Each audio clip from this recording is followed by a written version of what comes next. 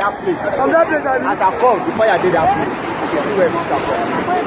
Why you put some good outside? Why you? I want to buy you. Won't see me about you. Oh, Monta here.